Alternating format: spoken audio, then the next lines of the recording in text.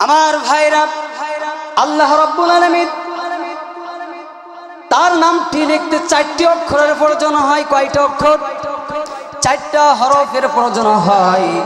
এই 4টা হরফ যদি আপনি পৃথক করেন, আলাদা আলাদা করে দেন, আপনার আমার রবের অস্তিত্ব বিদ্যমান আছে।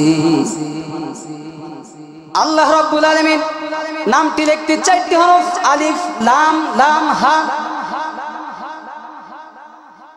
আপনি যখন আলিফ দিয়ে আল্লাহকে তালাশ করবেন, আল্লাহ রাব্বুল আলামিন 1400 বছর পূর্বে বললেন, আল্লাহু লা ইলাহা ইল্লা হুয়াল হাইয়ুল কাইয়্যুম লা তা'খুযুহু সিনাতুন ওয়া লা নাওম।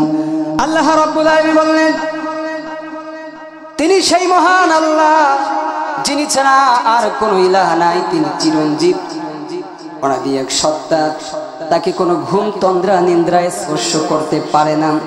আবার যখন আপনি লাম দিয়ে আল্লাহকে তালাশ করবেন, আল্লাহ রাব্বুল আলামিন কুরআনুল কারীমের ভিতরে বললেন, লিল্লাহি মুলকুস সামাওয়াতি ওয়াল আরদি ইয়াখলুকু মা ইয়াশা।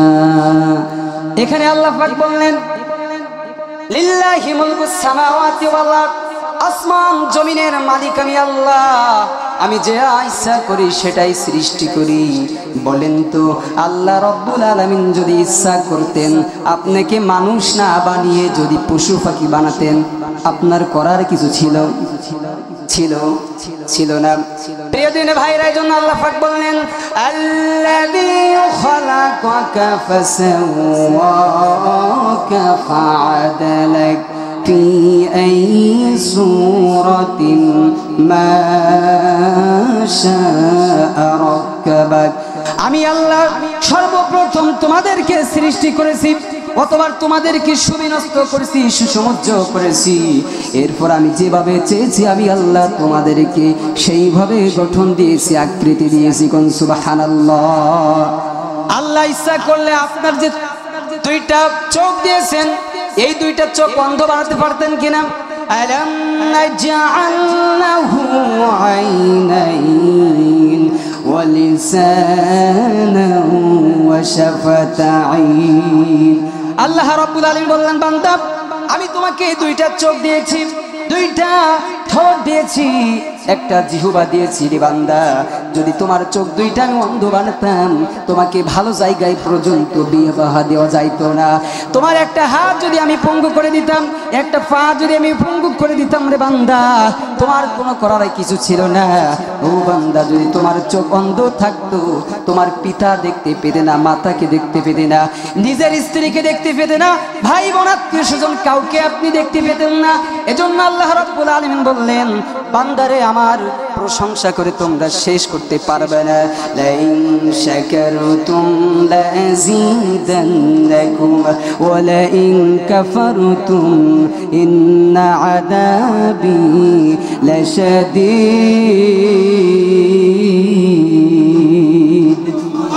আল্লাহ রাব্বুল আলামিন বললেন, বান্দা যদি তোমরা আমার নিয়ামতের শুকরিয়া আদায় করো, তাহলে আমি আল্লাহ রাব্বুল আলামিন আমার নিয়ামত আরো বাড়িয়ে দেব তোমাদের জন্য। আর যদি তোমরা আমার নিয়ামতের অকৃতজ্ঞতা প্রকাশ করো, তাহলে আমি আল্লাহ মনে রেখো আমার আযাব বড় কঠিন। আমি আল্লাহ যাকে ধরে তাকে আর ছাড় দেই না। আল্লাহ পাক নমরুদকে ধরেছিল। বলেন তো, নমরুদ বর্তমান প্রেসিডেন্ট ছিল না, সাবেক প্রেসিডেন্ট ছিল? বর্তমান ছিল। ফেরাউনকে ধরেছিল, ফেরাউন বর্তমান ছিল না, সাবেক প্রেসিডেন্ট ছিল। নমরুদ, ফেরাউন, হামান এদের মারতে লাগাইনি কামান। নমরুদ, ফেরাউন, হামান এদের মারতে লাগাইনি কামান। অনকে নাকি নীল দরিয়াই চুবাই মাইরাছে, সবাই সারলে আমার আল্লাহ ধরেছে। কোন ঠিক কিনা? নমরুদের ছিল কত আশা, তাকে চালাইছে ন্যাংরা মশা। নমরুদের ছিল কত আশা, তাকে চালাইছে ন্যাংরা মশা। জুতা পিঠা খেয়ে এসে যে দুনিয়া ছেড়েছে, সবাই ছাড়লে আমার মাওলা ধরেছে। ঠিক কিনা?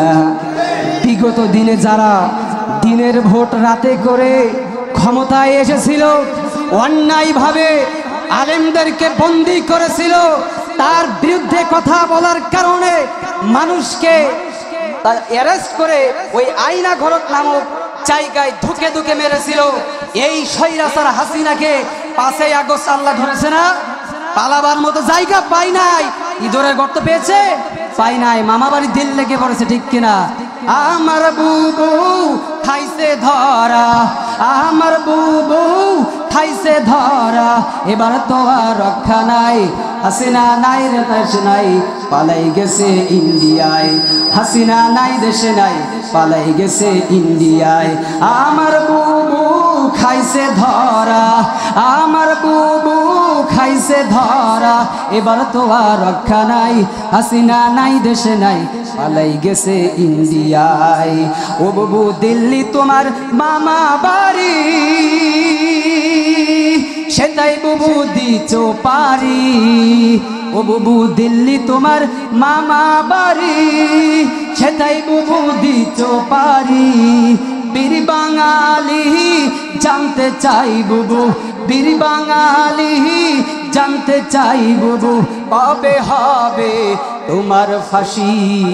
হাসিনা নাই দেশে নাই, পালাই গেছে ইন্ডিয়ায়। কথা কোন ঠিক কিনা? আপনারা হাসিনার ফাঁসি চান না? হাসিনার ফাঁসি চান না? এই স্বৈরাচার আপনার আমার প্রিয় মানুষ কোরআনের ফাঁকি শহীদ আল্লামা সাইদি সাহেবকে ঢুকে ঢুকে 13টি বছর জেলে রেখেছিল, এমনকি ইনজেকশন পুশ করে দুনিয়া থেকে বিদায় করেছে, ঠিক কিনা?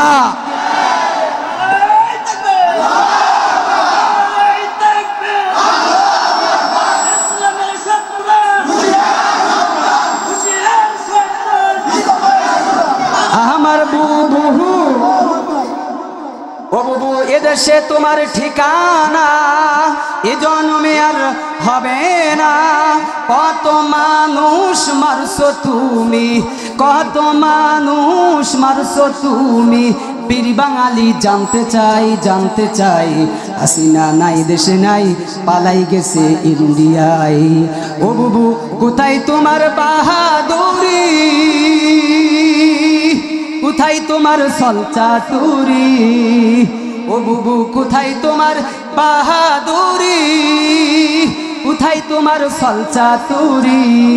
ও বুবু তোমার বাবার স্বপ্ন বুবু, তোমার বাবার স্বপ্ন বুবু ভাইসা গেছে গঙ্গায়।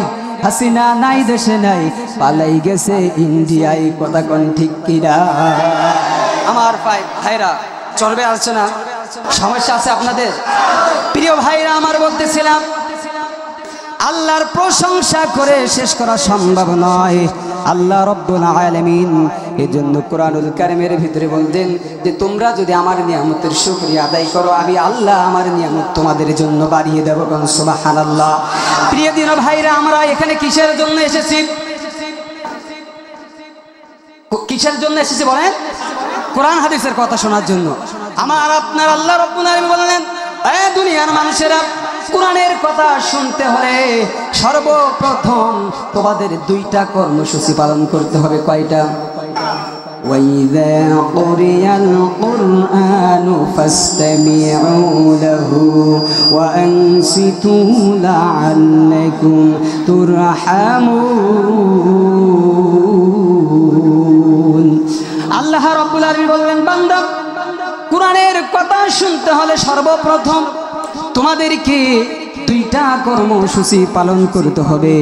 তার 1 নম্বর হলো তোমাদেরকে মনোযোগ সহকারে যেখানে কোরআনের কথা বলা হয়, কোরআন থেকে তেলাওয়াত করা হয়, তোমাদের দিলের কান দিয়ে তোমাদের শ্রবণ করতে হবে, আর তোমাদেরকে চুপ থাকতে হবে।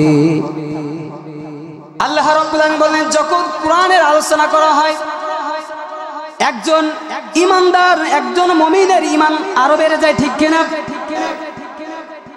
আল্লাহর নবী বিশ্ব নবীকে এক ব্যক্তি প্রশ্ন করলেন, ইয়া রাসূলুল্লাহ, ইয়া হাবিবাল্লাহ, আমার ভিতরে ঈমান আছে, আমি কিভাবে উপলব্ধি করতে পারবো? আপনার আমার নবী বিশ্ব নবী মুহাম্মদুর রাসূলুল্লাহ সাল্লাল্লাহু আলাইহি ওয়াসাল্লাম বললেন, হে অমুক ব্যক্তি, যখন তুমি কোনো ভালো কাজ করবে, তখন তোমার ভিতরে আনন্দ উপলব্ধি করতে পারবে। আর যখন তুমি কোনো খারাপ কাজ করতে যাবে তখন তুমি উপলব্ধি করতে পারবে যে এটা ন্যায়, ওটা অন্যায়, এইটা অনুতপ্ত হতে পারবে। তাহলে মনে রেখো তুমি একজন ইমানদার। ভাইরা আমার, এজন্য কোরআনের আলোচনা করা হলে একজন ইমানদারের কি হয়? ঈমান বেড়ে যায়।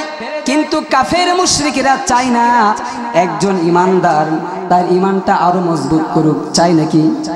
আল্লাহ পাক বলেন, ওয়াকালাল্লাযীনা কাফারু লা তাসমাউ লিহাদাল কুরআনি ওয়ালগাউ ফীহি লাআল্লাকুম তাগলিবুন।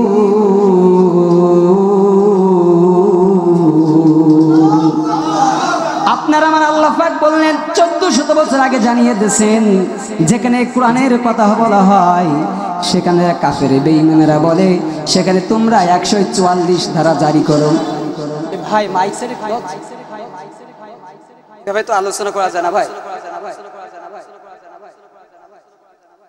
প্রিয় দিনী ভাইরা আমার, বলতেছিলাম যেখানে কোরআনের কথা বলা হয় সেখানে কাফেরেরা কি করে? তাদের আদর্শ হচ্ছে বাধা দেওয়ার চেষ্টা করে। তারা বলে সেখানে কোরআনে যেখানে কথা বলা হয় তোমরা সেখানে যাবে না, শুনবে না, এমনকি তোমরা শোরগোল করবে যাতে তোমরাই জয়ী হতে পারো। আছে না? আজ সেই দিন কি আর থাকতে পারে? এই দিন ফেরেছে না ভাই? দিন ফেরেছে কিনা? বীর মুসলমান ধরো আল কোরআন, ফেরায় আনো সেই হারানো সম্মান।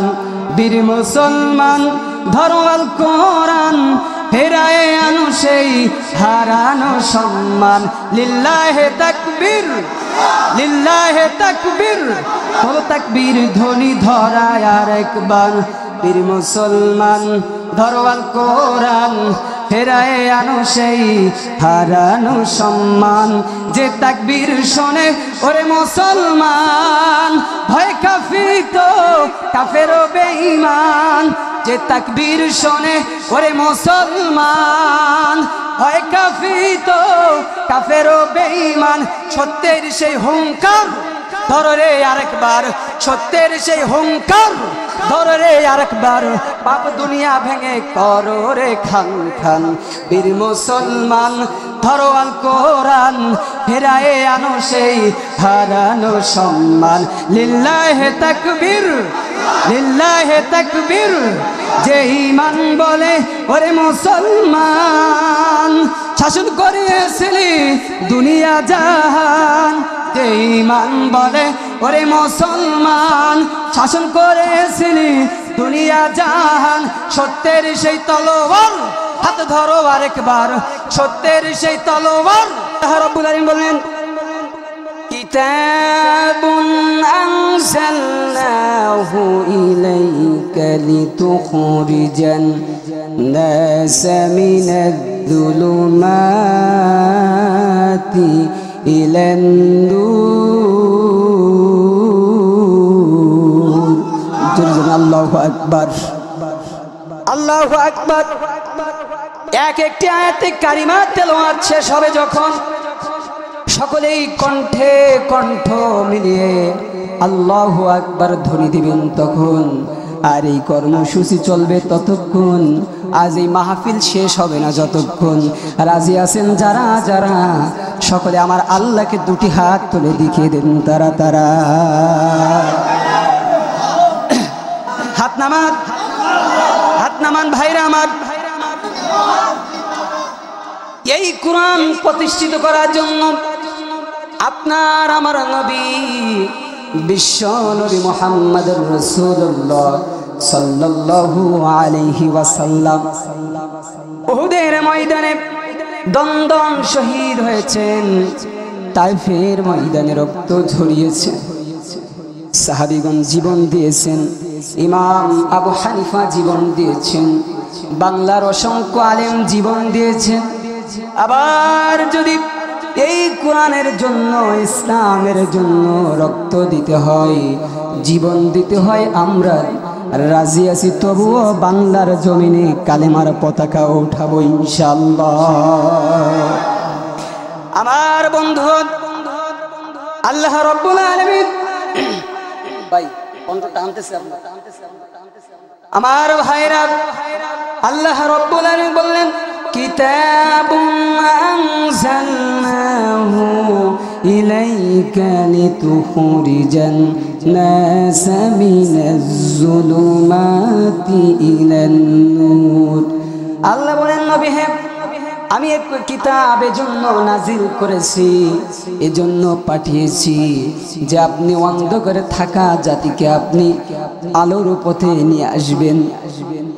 আমার ভাইরা, আল্লাহর নবীর চাচা আবু তালেব বিশ্ব নবীকে সারাটা জীবন ভালোবেসেছেন, বিশ্ব নবীকে সাপোর্ট দিয়েছেন, কিন্তু ঈমান আনায়ন করে নাই।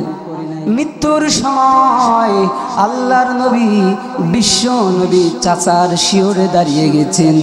চাচাকে বলতেছি, চাচা যান, আপনি একটা বার লা ইলাহা ইল্লাল্লাহ পড়েন, মুহাম্মাদুর রাসূলুল্লাহ বলা লাগবে না চাচা, আমি আপনার জামিনদার হয়ে যাব। পাশে বসা ফিরআউন ওই আবু জেহেল বসে আছেন। আবু তালেবকে বললেন, হে আবু তালেব, সারাটা জীবন তুমি বাপ দাদার ধর্মে ছিলে, মৃত্যুর সময় তোমার বাপ দাদার ধর্মে কি চুনকালি দিবে?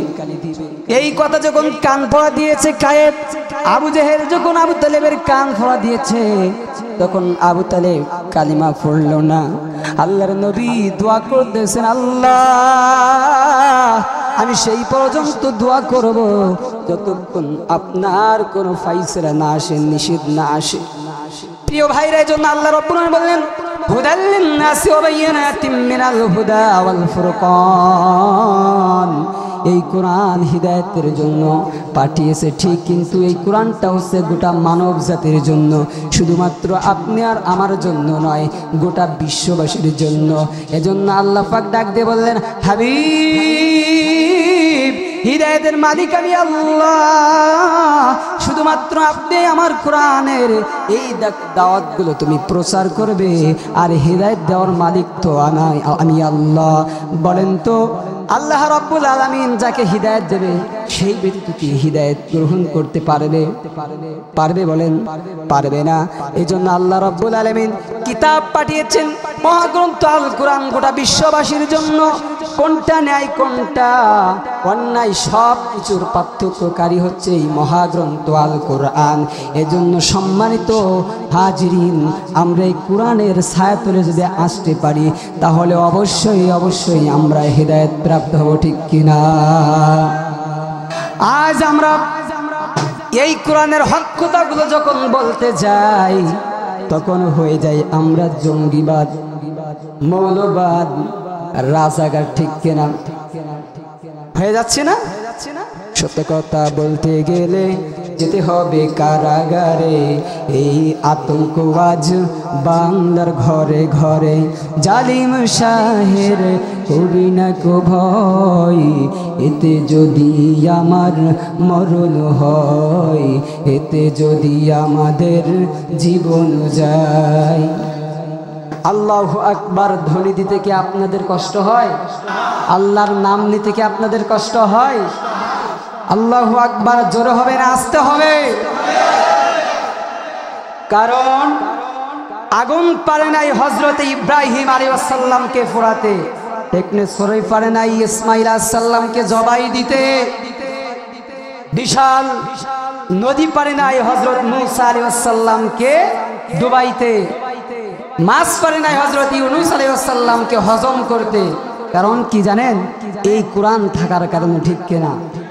আজ আমাদের যাদের ভিতরে এই কোরআন রয়েছে তারাই আছে সফল কাম। আল্লাহু আকবার ধ্বনি দিলে বাতিল শক্তিদের অন্তরে ভয় ঢুকে যায়, কথা ঠিক কিনা? এই আল্লাহু আকবার ধ্বনির কানে গৌর গোবিন্দ কিন্তু পালাতে বাধ্য হয়েছিল। এমনই কি এই 5ই আগস্ট তারা কিন্তু যে হুঙ্কার দিয়েছিল, এই হুঙ্কারে কিন্তু শেখ হাসিনা গোসাই কিন্তু ভারতে পালাতে বাধ্য হয়েছিল। উনি মনে করতেন আর নিজের দেশ, আর কারো দেশ নয়। ওনার বিরুদ্ধে কথা বলতেই গেলে অ্যারেস্ট হতে হয়। প্রিয় বন্ধুগণ আমার, আপনারা আজ কি মুক্ত হয়ে গেছেন? যেমন ভাবে আল্লাহ রাব্বুল আলামিন তার হাবিবকে মদিনায় প্রেসিডেন্ট বানিয়েছিলেন, প্রেসিডেন্ট হওয়ার পরে আল্লাহর নবী ঘোষণা দিলেন, ফামান তাবিআ হুদায়া ফালা খাউফুন আলাইহিম ওয়ালা হুম ইয়াহজানুন। আল্লাহর নবী যেদিন মদিনা শহরে প্রেসিডেন্ট হয়ে গেলেন, তিনি ঘোষণা দিয়ে দিলেন, আজ তোমরা ঘরের দরজা খুলে দিয়ে উন্মুক্ত ভাবে তোমরা ঘুমাতে পারবে, আর অন্যায় রাহাজারি খুন খারাপি থাকবে না। কারণ এই কোরআনের বিধান সমাজে প্রতিষ্ঠিত হয়ে গেছে, আর এই কোরআন যারা মানবে তাদের কোনো ভয় থাকতে পারে না, তাদের কোনো চিন্তা থাকতে পারে না, ঠিক কিনা? প্রিয় ভাইরা আমার, যেহেতু এই দুনিয়ায় আমরা চিরদিন কেউ বেঁচে থাকব না, একদিন আমাদেরকে এই দুনিয়া থেকে চলে যেতে হবে। যেতে হবে কিনা? পৃথিবীতে কেউ স্থায়ী হয় না, হোক না সে ফিরাউন কিবা নমরুদ, কেউ ভবে চিরকাল রয় না। পৃথিবীতে কেউ স্থায়ী হয় না, হোক না সে ফিরাউন কিবা নমরুদ, কেউ ভবে চিরকাল রয় না, কেউ ভবে চিরকাল রয় না। চলে যাই সব ছেড়ে যেতে হয়, মৃত্যু মানে না কোনো পরিচয়। চলে যাই সব ছেড়ে যেতে হয়, মৃত্যু মানে না কোনো পরিচয়। সব রাজা মহারাজা আর মহাবীর, কাউকে সে অবকাশ দেয় না। পৃথিবীতে কেউ স্থায়ী হয় না, হোক না সে ফিরাউন কিবা নমরুদ, কেউ ভবে চিরকাল রয় না। মিনহা খালাকনাকুম ওয়া ফিহা নুঈদুকুম ওয়া মিনহা নুখরিজুকুম তারাতান উখরা। আমার প্রিয় ভাইরা, এই দুনিয়াতে চিরদিন থাকার জায়গা না। আল্লাহ রাব্বুল আলামিন বললেন, বান্দারে, আমি মাটি থেকে তোদেরকে সৃষ্টি করেছি, আবার এই মাটির ভিতরে তোদেরকে আমি নিব, এমনকি এই মাটি থেকে আবার তোদেরকে উঠাইব। উঠানোর পরে এমন একটা দিন আসবে বান্দা, ওই দিন আমি আল্লাহর কাছে তোমাদের ধরা দিতে হবে। তাহলে মৃত্যু থেকে কি আমরা কেউ পলায়ন করতে পারবো? কেউ পারবো না। তাহলে ভয় করতে হবে কার? আল্লাহর ভয় করতে হবে। আমার বন্ধুগণ আমার, সুদূর কয়রা থেকে আমি আপনাদের এখানে এসেছি কোরআন থেকে কিছু কথা আপনাদেরকে শোনানোর জন্য। প্রিয় ভাইরা আমার, এই মাহফিল শেষে যখন আপনি বাড়িতে চলে যাবেন, যাওয়ার পরে যখন বিছানায় আপনি শুতে যাবেন গভীর রজনীতে, এমন সময় মালাকুল মউত যদি চলে আসে, আজরাইল, আমার ভাইরা আপনি তখন কি করবেন? করার কিছু আছে? কিছু নাই। ভাইরা আমার, এই মৃত্যু থেকে কেউ আমরা বাঁচতে পারবো না। আমি মাওলানা রবিউল ইসলাম সুদূর কয়রা থেকে আপনাদের এখানে এসেছি। আল্লাহ না করুক আমার যদি এখানে মৃত্যু হয়ে যায়, আমরা এই মাহফিল কমিটি কিছু সংখ্যক মানুষগুলো আমার বাড়িতে সংবাদ দিয়ে দেবে। দেওয়ার সঙ্গে আমার কয়েকজন আপনজন ছুটে চলে আসবে আমার মৃতর দেহটি নেওয়ার জন্য। প্রিয় ভাইরা আমার, এই সংবাদ আমার মা জননী যখন শুনবে, আমার মা দুই নয়ন অঝোর নয়নে পানি ছেড়ে দিলে কাঁদবে, আর বলতে থাকবে, তোমরা কে কোথায় আছো? যাও যাও, আমার কলিজার সন্তানকে তোমরা নিয়ে আসো। আমার ভাইরা, আমার বন্ধুগণ, আমার লাশটা যখন বাড়িতে নিয়ে যাওয়া হবে, এলাকার মানুষগুলো ছুটে আসবে, আমার স্ত্রী হাউমাউ করে ক্রন্দন করতে থাকবে, আমার বোনেরা আমার লাশের পাশে এসে ক্রন্দন করবে, ভায়া ভায়া বলে ডাকবে, কিন্তু আর আমাকে খুঁজে পাবে না, আমি তো আর তাদের সঙ্গে কথা বলতে পারবো না। আমার বন্ধুগণ, এমন একটা সময় চলে আসবে আমার জন্য কাফন তৈরি করা হয়ে যাবে, বাঁশগুলো কেটে কেটে তারা পিস পিস করে ফেলবে, কবর খনন করা হয়ে যাবে, অবশেষে আমার জানাজা দিবে, জানাজার পরে আমাকে দাফন কাফন করে সমস্ত মানুষগুলো চলে আসবে। তারপর একদিন, 2 দিন, এমনিভাবে 1 মাস, 2 মাস, 3 মাস, 1 বছর, 2 বছর আমার কথা মনে রাখবে, এরপর আমাকে আর কেউ মনে রাখবে না। আমার ভাইরা, এই কথা আমি এই জন্য বলছি, এই ক্ষণস্থায়ী দুনিয়ায় আমরা বাহাদুরি দেখাই, আমরা ক্ষমতা দেখাই, আমাদের ক্ষমতার অপব্যবহার করি, কিন্তু ভাইরা আমার, এমন একটি সময় চলে আসবে আপনার নাম নিশানা আর থাকবে না, আপনার কথা কেউ আর মনে রাখবে না। এজন্য প্রিয় বন্ধুগণ আমার, আল্লাহ রাব্বুল আলামিন বললেন, মিনহা খালাকনাকুম ওয়া ফিহা নুঈদুকুম ওয়া মিনহা নুখরিজুকুম তারাতান উখরা। এই মাটির ভিতরে আবার তোমাদেরকে আসা লাগবে। বন্ধুগণ আমার, এজন্য আল্লাহ রাব্বুল আলামিন কুরআনুল কারীমের ভিতরে বললেন, এমন একটি দিন চলে আসবে তোমাদেরকে আমি আল্লাহ রাব্বুল আলামিনের কাছে হাজিরা দিতে হবে। ওই দিন কি হবে দেখেন, আমাদের কি অবস্থা হবে। আল্লাহ রাব্বুল আলামিন বললেন, ইয়াউমা ইয়াফিরুল মারউ মিন আখি ওয়া উম্মিহি ওয়া আবি ওয়া সাহিবাতিহি ওয়া বানি। ওই কিয়ামতের দিন সমস্ত মানুষগুলো ব্যতিব্যস্ত থাকবে, সমস্ত মানুষগুলো একটা নেকির জন্য ভাইয়ের কাছে যাবে, ভাইয়ের কাছে যাবে, ভাই চলে যাবে, বোনের কাছে যাবে, বোন চলে যাবে, মায়ের কাছে যাবে, মাও চলে যাবে, পিতার কাছে যাবে, পিতাও আপনাকে অস্বীকার করবে। তারা বলবে, দুনিয়াতে আমার কোনো সন্তান ছিল না, কিন্তু দেখেন এই দুনিয়াতে যদি আপনি হঠাৎ অসুস্থ হয়ে যান, তাহলে কিন্তু আপনার পিতা মাতা যতই কষ্ট হোক না কেন, নিজের কিডনি বিক্রি করে হলেও আপনাকে বাঁচানোর জন্য চেষ্টা করবে, কিন্তু ওই কিয়ামতের দিন কিন্তু আপনাকে ভুলে যাবে। ওই কঠিন দিনে, মুসিবতের দিনে কেউ কারো সুপারিশ করবে না।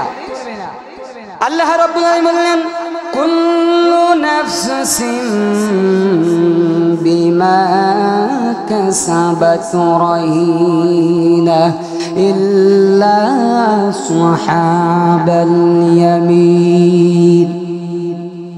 কুল্লু নাফসিন বিমা কাসাবাত রাহিনা। ওই কিয়ামতের দিন প্রত্যেক মানুষ নিজ কর্মের জন্য দায়বদ্ধ থাকবে। যেমন এই দুনিয়াতে যাদের জমি আছে, আমি একটা উদাহরণ দিয়ে থাকি, যাদের জমি আছে আপনার নামে দলিল রয়েছে, কিন্তু ওই জমিটা যখন আপনি বন্ধক রাখবেন, তখন যতদিন ওই বন্ধকের টাকা আপনি না দিতে পারবেন, ততদিন নিজের সম্পদ থাকাও সত্ত্বে কিন্তু আপনি গ্রহণ করতে পারবেন না, নিতে পারবেন না। ঠিক কিনা? পারবেন? পারবেন না। ঠিক কিয়ামতের দিন ওই নিষ্কৃত কর্মের জন্য আপনি দায়বদ্ধ থাকবেন। আল্লাহ রাব্বুল আলামিন বললেন, তবে ইল্লা আসহাবাল ইয়ামিন, ডানপন্থী যারা হবে, যারা ডানপন্থী হবে তারা ব্যতীত।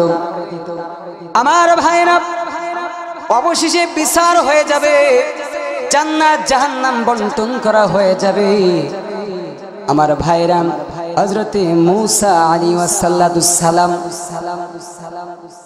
আল্লাহ রাব্বুল আলামিনের কাছে আরজ করলেন, আল্লাহ রাব্বুল আলামিন, আমি একজন জামানার পয়গম্বর নবী মূসা, আমার মৃত্যুর পরে কিয়ামতের দিন আমার সাথী হবে কে, আমার জান্নাতি সঙ্গী হবে কে?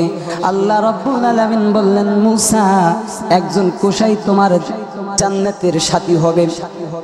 মূসা আলাইহিস সালাম তো একজন রাগী নবী, তিনি রেগে গেলেন, অবাক হয়ে গেলেন।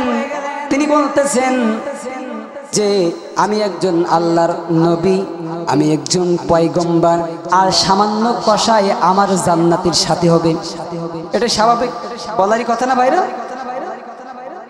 এই কথা যখন বললেন, আল্লাহ রাব্বুল আলামিন জিবরাইলকে ডাক দিয়ে বললেন, জিবরাইল যা আমার নবী মুসা আলাইহিস সালামের কাছে যা, ওই লোকটাকে সচক্ষে দেখিয়ে দাও। মুসা আলাইহিস সালাম দেখার জন্য আগ্রহী ছিলেন। অবশেষে যখন তিনি দেখার জন্য গেলেন, দূর থেকে দেখতে পেলেন কসাই মাংস বিক্রি করতেছে। করতে করতে যখন সন্ধ্যা ঘনিয়ে এলো, সন্ধ্যা ঘনিয়ে আসার পরে এক পলিথিন বা এক পাত্রের ভিতরে কিছু মাংস নিয়ে তিনি বাড়ির দিকে রওনা দিলেন। পথের মধ্যে আল্লাহ রাব্বুল আলামিন নবী মুসা আলাইহিস সালাম দেখতে পেলেন কসাইকে দেখার সাথে সাথে কসাইকে বললেন, আমি আপনার বাড়ির মেহমান হতে চাই, আমি আপনার বাড়ির মেহমান হতে চাই। মুসা আলাইহিস সালামকে কসাই মেহমান হিসেবে বাড়িতে নিয়ে গেলেন। নিয়ে যাওয়ার পরে তাকে মেহমানদারি করলেন। মেহমানদারি করার জন্য এক জায়গায় বসে দেন। নিজের হাতে তিনি রান্না করলেন। রান্না শেষে নিজের আরেকটা রুমে গেলেন। রুমে যাওয়ার পরে মুসা আলাইহিস সালাম সমস্ত ঘটনা কিন্তু দেখতেছেন। মুসা আলাইহিস সালাম দেখতেছেন কসাই ওই ঘর থেকে একজন বৃদ্ধা মহিলাকে তিনি সেবা করতেছেন। তাকে গোসল দিলেন, নিজ হাতে কাপড় চোপড় পরিষ্কার করলেন, ধুয়ে দিলেন। অবশেষে তাকে খেতে দিলেন। খাওয়া শেষে তিনি দেখতে পেলেন ওই বৃদ্ধা মহিলা ফিস ফিস করে যেন কি একটা বলতেছে। অবশেষে মায়ের খেদমত করার পরে মেহমানদারি করার জন্য মুসা আলাইহিস সালামের কাছে আসলেন। তাকে যখন খেতে দেবেন, জামানার নবী হযরত মুসা আলাইহিস সালাম বললেন, হে কসাই, আমি আপনার বাড়িতে খেতে পারবো না যতক্ষণ না বলবে ওই বৃদ্ধা মহিলাকে। আর ওই বৃদ্ধা মহিলাকে যখন তুমি খানা খাওয়াচ্ছিলে তখন উনি কি বলতেছিল? আমার ভাইরা, কসাই বলতেছেন, আপনি কে জানি না, মুসাফির, আপনি আমার মেহমান। তবে শুনে নেন, ওই বৃদ্ধা মহিলা হলো আমার মা। তিনি অন্ধ মানুষ, আমার পিতা নাই। আমি আমার মাকে সেবা যত্ন করে আসছি। আমার মা ফিস ফিস করে একটা কথা কয়, পাগলা দোয়া করে যে, আল্লাহ আমার সন্তানের ওপর আমি খুশি আছি, তুমি খুশি হয়ে জামানার নবী মুসা আলাইহিস সালামের জান্নাতের সাথী বানিয়ে দিন। মুসা আলাইহিস সালামকে যখন এই কথা বললেন, মুসা আলাইহিস সালাম বললেন, কসাই, আপনার আর চিন্তা করা লাগবে না, আপনার মায়ের দোয়া কবুল হয়ে গেছে। কোন সুবহানাল্লাহ। ভাইরা আমার, এমন একটি সময় জান্নাতের ভিতরে যখন একে অপরের ভিতরে থাকবে, জান্নাতবাসী এক জান্নাতবাসী দরজা খুলে বের হবে, আর এক জান্নাতি দরজা বের হয়ে যখন পরস্পরকে দেখতে পাবে, তখন তারা কি করবে? ফি জান্নাতিন ইয়াতাসাআলুন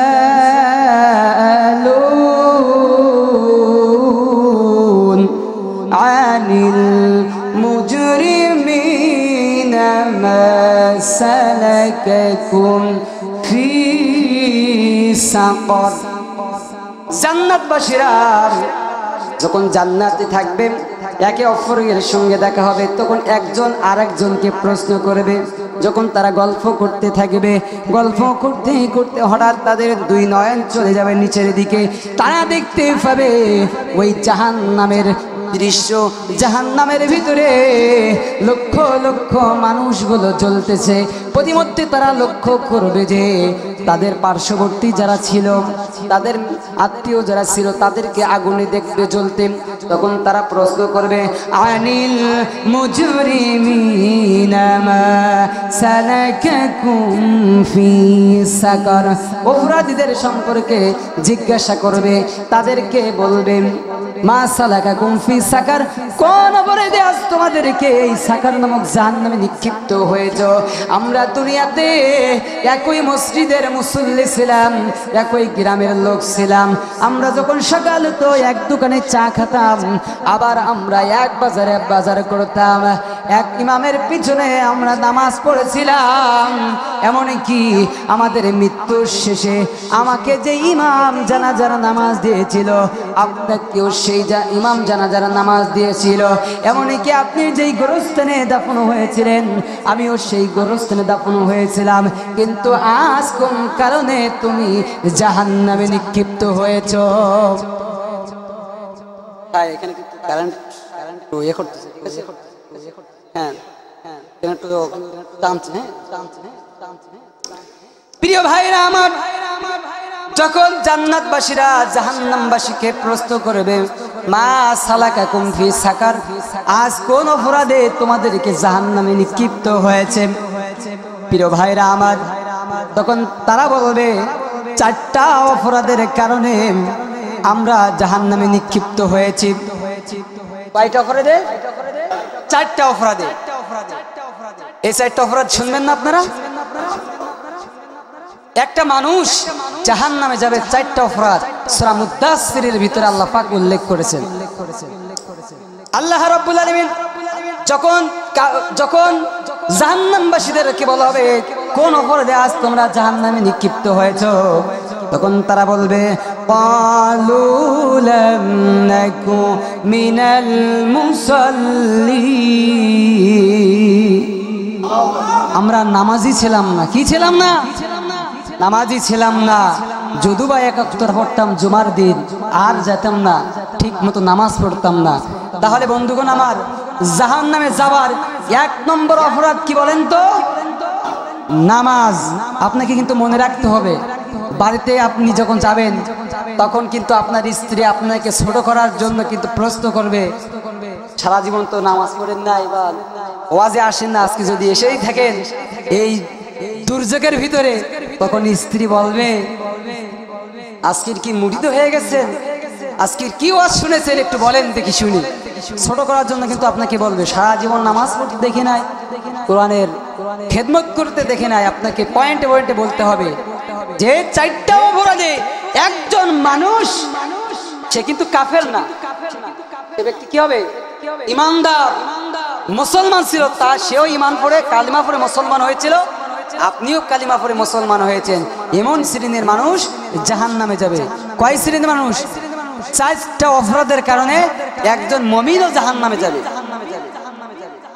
সেটা হলো 1 নম্বর হলো, বলবে আমরা দুনিয়াতে নামাজ পড়তাম না, নামাজিদের কাতারে আমরা ছিলাম না।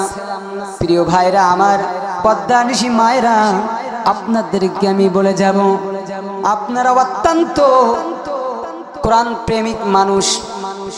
কারণ এই যে পথ আমরা এসেছি, গাড়ি ঠেলে ঠেলে আসতে হয়েছে, এমনকি আমাদের পড়েও যেতে হয়েছে অনেকে। সুদূর সাতক্ষীরা থেকে আপনার যে প্রজেক্টর ভাই, মিডিয়া ভাই তিনিও এসেছেন, আসাদুজ্জামান ভাইও এসেছেন, মনোর ভাইও আসতেছেন। আসলে যে অবস্থা আপনাদের এখানে, তারপরে আপনারা কোরআনের ভালোবাসেন, এজন্য আপনাদের ভালোবাসার কারণে, কোরআনের ভালোবাসার কারণে এখানে এসেছি। এজন্য আপনারা মাহফিল যতক্ষণ শেষ না হবে ততক্ষণ থাকবেন তো ইনশাআল্লাহ?